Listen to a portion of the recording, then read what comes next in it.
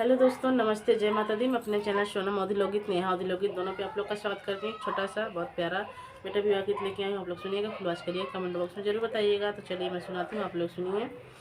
बाबा के बागियावा में बोलेली कोयलिया, अरे बोलेली कोयलिया, अरे सुगना बोले बीनु सार रे लालनावा, अरे सुगना बोलेला बीनु सार रे लालनावा।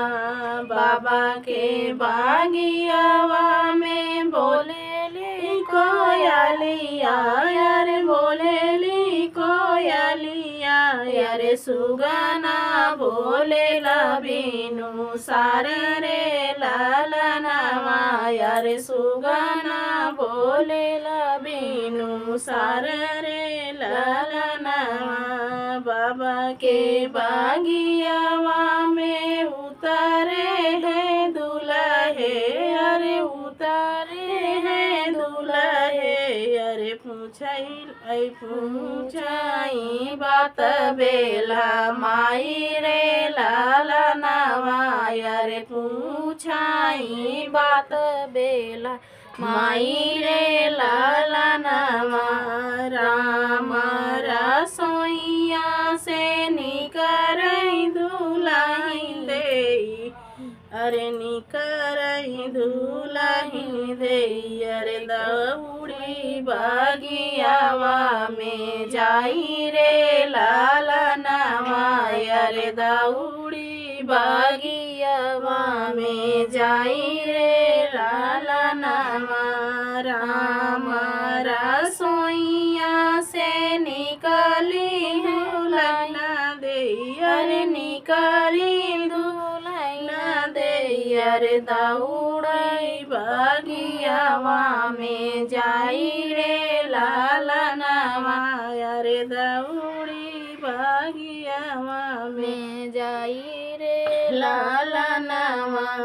किया दाना हाउ तू सचवा के साचल, अरे सचवा के साचल, अरे किया तो है गढ़ेला सोनार रे लालनावा, अरे किया तो है गढ़ेला सोनार रे लालनावा।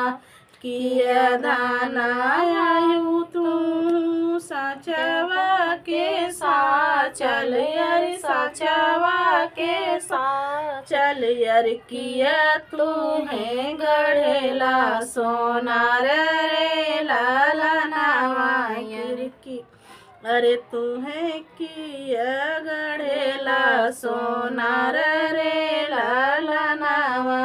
नहीं हम यही हम सचवा के साचल, अरे सचवा के साचल, अरे नहीं हम गढ़ेला सोनार रे लालनावा, अरे नहीं हम गढ़ेला सोनार रे लालनावा।